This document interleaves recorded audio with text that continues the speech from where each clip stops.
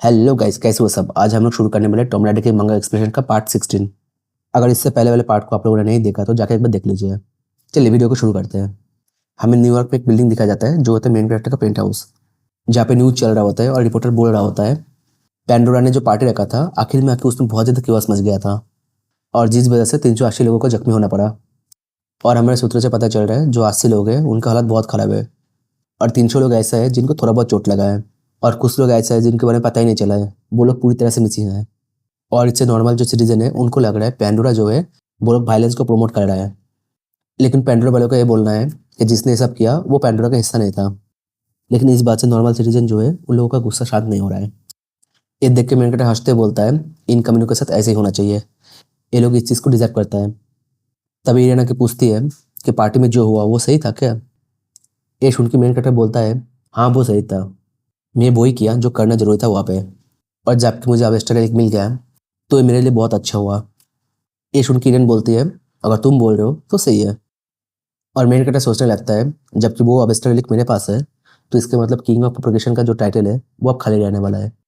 और इसका मतलब अब जो किंग होने वाला है वो पहले से बहुत ज़्यादा डिफरेंट होने वाला है और इससे अब बहुत कुछ बदलने वाला है। जैसे कि जूलियन की बहन पिछले लाइफ में वो जिंदा थी बट इस बार नहीं। और इसका एक ही मतलब होता है अब मेरे लिए सब कुछ हार्ड होने वाला है क्योंकि मेरा पहले का जो नॉलेज है वो धीरे धीरे काम नहीं आने वाला है और इसकी वजह से अब से मेरे को मेरा दिमाग को इस्तेमाल करना पड़ेगा। मुझे पता था ऐसे कुछ होने वाला है लेकिन कुछ ज़्यादा जल्दी हो रहा है। तब यूंजा का आवाज़ आता है जो बोल रहा होता है लीडर मेरे को हेल्प करो प्लीज़। मेन कटर पूछता है क्या हुआ।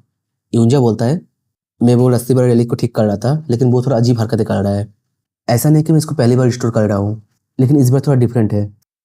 और हम लोग उस रेलिक को देखते हैं जो बोल रहा होता है इंसान तुम मुझसे दूर रहो। ये देख के मेन कटर बोलता है इसमें अजीब क्या है, ये थोड़ा क्यूट लग रहा है।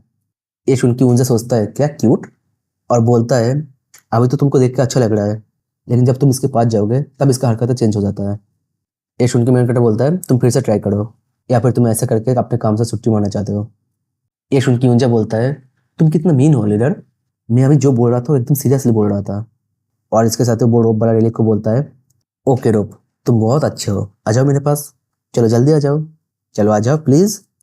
तभी रोप वाला रेलिक यूंजा को गले से बांध लेता है और बोलता है तुम मेरे पास मत आओ और मुझे बिल्कुल भी टास्क मत करना। ये सुन के यूंजा बोलता है अरे मैं तो तुमको ठीक करने की कोशिश कर रहा था। और मेन कटर को बोलता है देखा मैंने बोला था ना ऐसा ही कर रहा है ये देख के मेन कटर सोचता है हाँ ये तो बहुत अजीब है।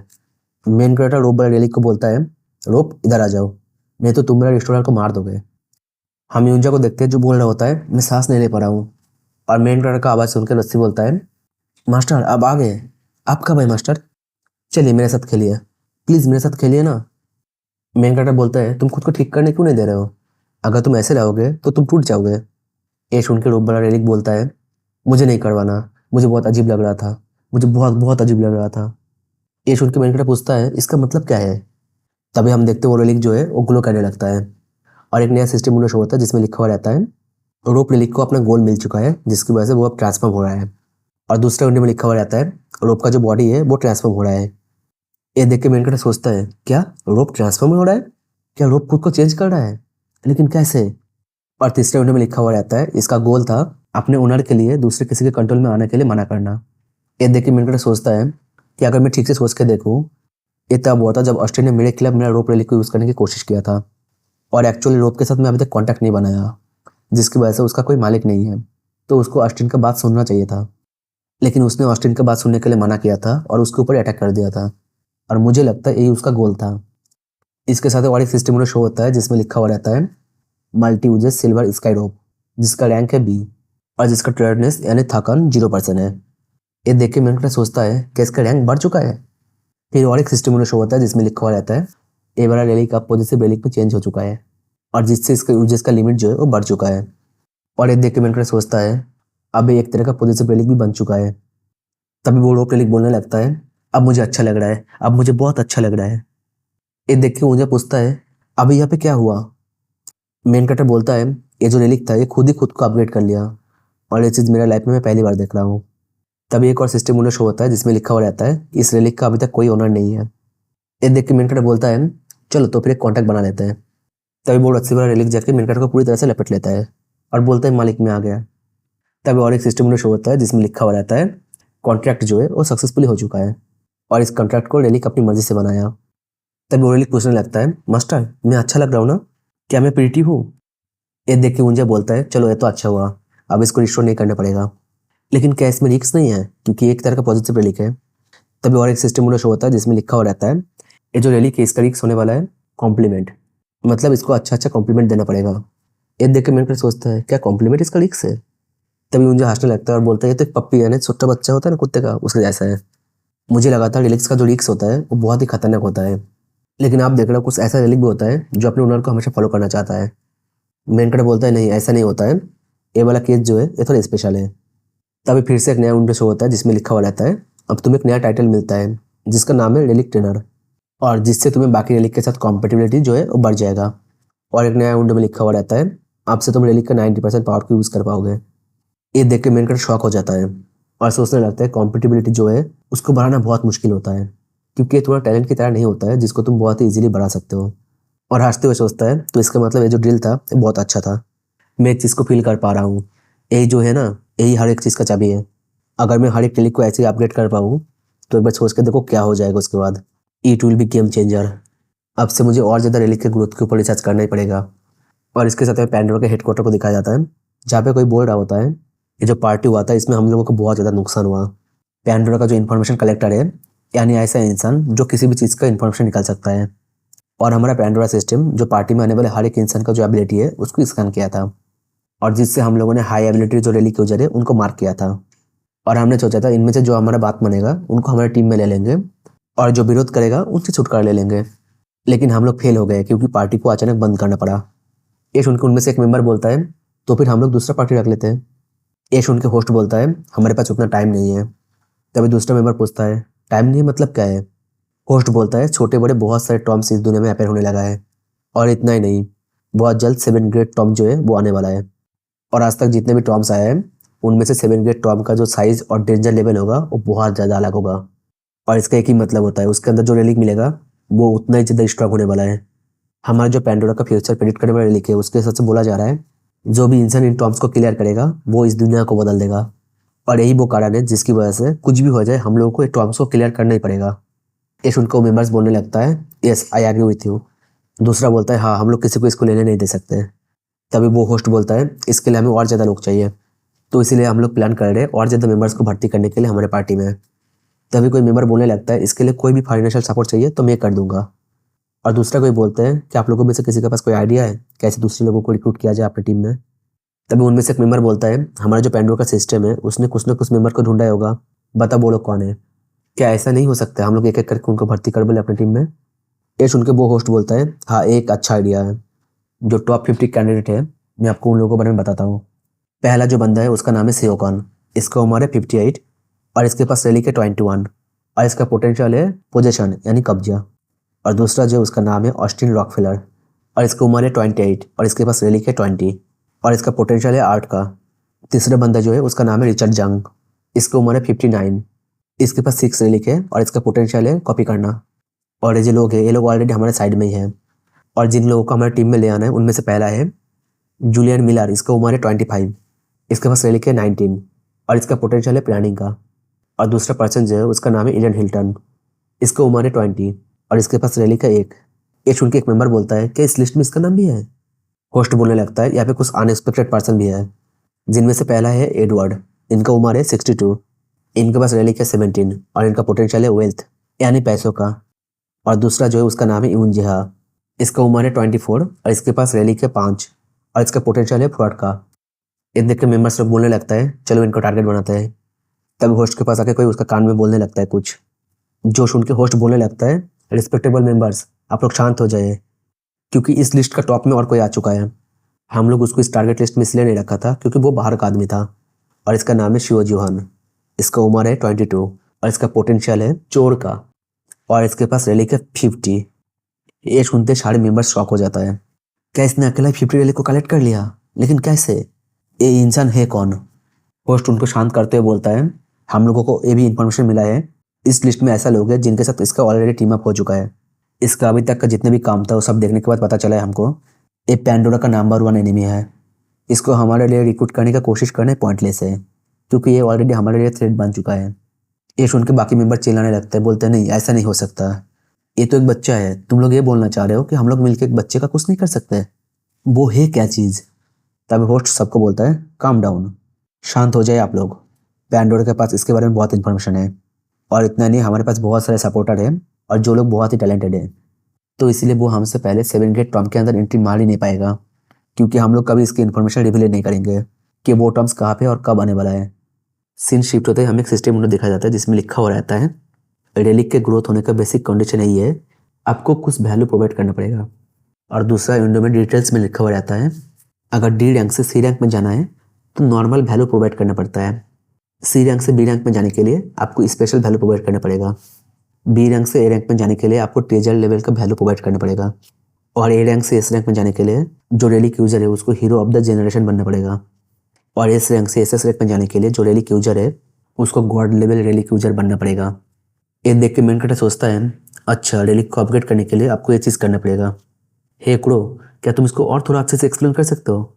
ये जो ट्रेजर लेवल का वैल्यू प्रोवाइड करना पड़ेगा इसका मतलब क्या है, और ये जो ओनर को हीरो ऑफ द जनरेशन बनना पड़ेगा इसका भी मतलब क्या होता है?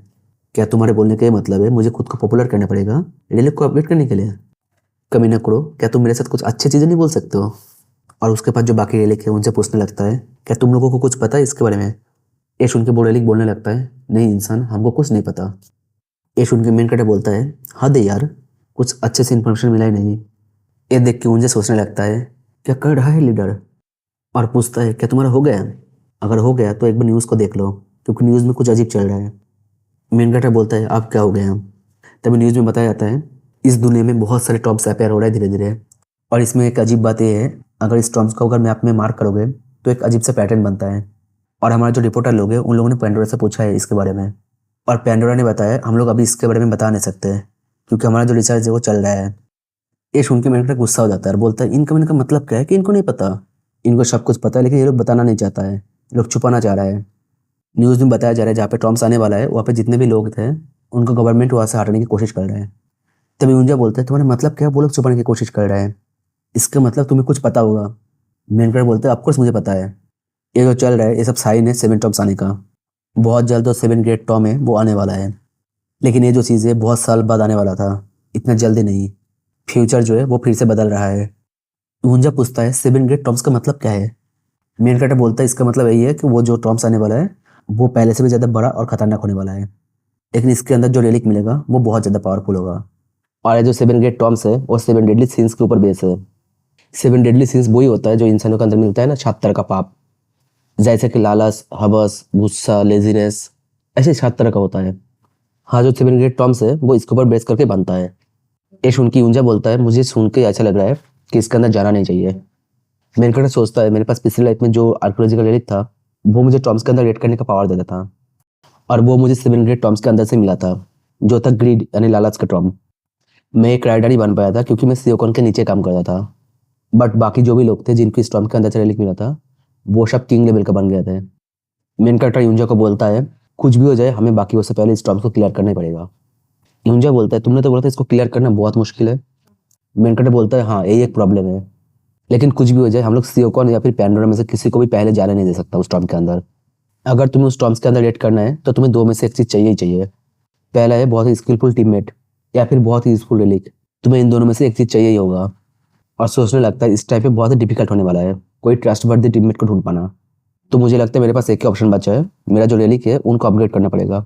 एक सेकेंड, टीममेट ना?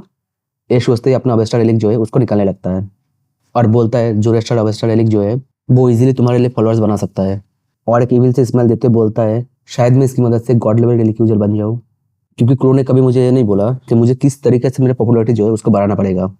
आपको याद होगा थोड़ा टाइम पहले सिस्टम उन्होंने बताया था कि गॉड लेवल रेलिक यूजर बनने के लिए उसका पॉपुलैरिटी जो है उसको बहुत ज़्यादा होना पड़ेगा, लेकिन ये नहीं बताया था कि किस तरीके से खुद को पॉपुलर करना पड़ेगा। और अपने हाथ में अवेस्टा रेलिक को पकड़ के बोलता है ऑल राइट अवेस्टा, ये तुम्हारा पहला मिशन है, मुझे एक प्रीस्ट बना दो। और इसके साथ ही बहुत सारे सिस्टम विंडो शो होता है जिसमें लिखा हुआ रहता है इस रेलिक को यूज़ करने के लिए जो रिक्वायरमेंट है वो तुम पूरा नहीं करते हो। और दूसरे विंडो में लिखा हुआ रहता है आपको इस धार्मिक रेलिक को यूज़ करने के लिए एक अच्छा खासा रेपुटेशन और बहुत पॉपुलर होना पड़ेगा लोगों के बीच में, एटलीस्ट 10 लोग ऐसे होना चाहिए जो तुम्हारा फॉलोअर हो। ये देख के मेन कैरेक्टर गुस्सा हो जाता है और अवेस्टा को जमीन पर पटक के लात मारने लगता है उस पर और बोलता है मैं तुम्हें यूज़ करके पॉपुलैरिटी गेन करने वाला था, और तुम बोल रहे हो तुमको यूज करने के लिए मुझे पॉपुलर होना पड़ेगा। और हम देखते बोडेलिक चिल्ला रहा होता है कि मुझे दर्द हो रहा है। मेन कैरेक्टर बोलता है अगर मैं ठीक से सोच कर देखूँ, जो ऑस्ट्रेल लॉकवेयर था वो एक सेलिब्रिटी था ना, तो इसलिए 10 लोगों को उसका फॉलोअर बनाना उसके लिए कोई बड़ी बात नहीं था। लेकिन ऑस्ट्रेल ने इसके लिए एग्जैक्टली क्या किया था? क्या उसने गाना गाया था या फिर एक्टिंग किया था इसके लिए? शियंगू बोलता है वो किताब भी लिखता है और मैं उसका किताब पढ़ा हूँ और सरप्राइजिंगली वो काफ़ी अच्छा था। ये सुन के मेन कैरेक्टर बोलता है क्या किताब? और एक स्माइल करते बोलता है माना कि मैं गाना नहीं गा सकता, एक्टिंग नहीं कर सकता, लेकिन किताब तो लिख सकता हूँ ना। चलो एक नॉवल लिखने का ट्राई करते हैं। मुझे फील हो रहा है अगर मेरे पास एक कंप्यूटर आ जाए अभी तो मैं एक नॉवल इजीली लिख दूंगा।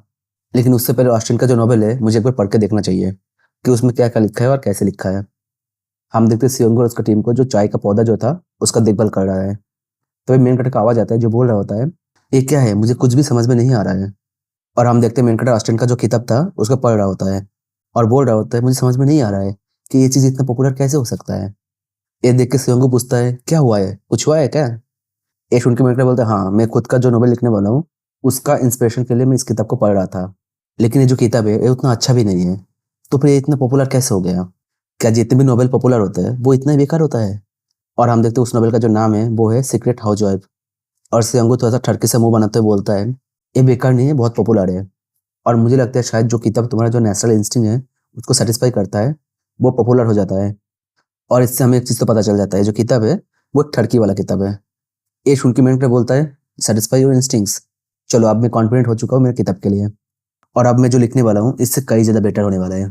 ये बोल के वो ऐसे जाने लगता है और पीछे से सियोंग को पूछने लगता है लेकिन भाई तुम किताब क्यों लिखने वाले हो? मेनकाटा बोलता है तुम्हें जानने की जरूरत नहीं है। और इसके बाद मेनकाटा बोलने लगता है कि मैं कई घंटों से कुछ लिखने की कोशिश कर रहा हूँ और मैं जितना आगे लिखते जा रहा हूँ उतना ही सेटिस्फाइड होते जा रहा हूँ। मेरे लिए ये चीज़ बहुत ही मज़ेदार है क्योंकि इससे मैं सिर्फ खुद को सेटिस्फाई नहीं कर रहा हूँ, इससे मुझे बहुत सारे फैंस भी मिलने वाला है। मुझे ऐसा फील हो रहा है कि मुझे बाकी काम के साथ साथ इस काम को भी साइड बाय साइड करना चाहिए। भाई कमेंट करके बताना जरूर इसका कॉन्फिडेंस कुछ ज़्यादा नहीं बढ़ रहा है। और आखिरकार बोलता है चलो मेरा लिखना जो है खत्म हो चुका है। मेन कटर बोलता है मैं जो कहानी लिख रहा हूँ ये उसका शुरुआत का हिस्सा है, तुम लोग इसको ध्यान से पढ़ो उसके बाद मुझे बताओ ये कैसा लगा।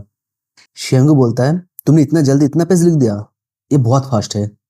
तुम बोल रहे थे तुम गंदी बातचीत टाइप का कुछ लिखने वाले हो, क्या ही वो है? मेन कटर बोलता है बातें बंद करो जल्दी पढ़ो, पढ़ के बताओ ये कैसा है। और सोचने लगता है कि एक बार तुम लोग पढ़ के तो देखो, तुम सब लोग मेरा फैन बन जाओगे।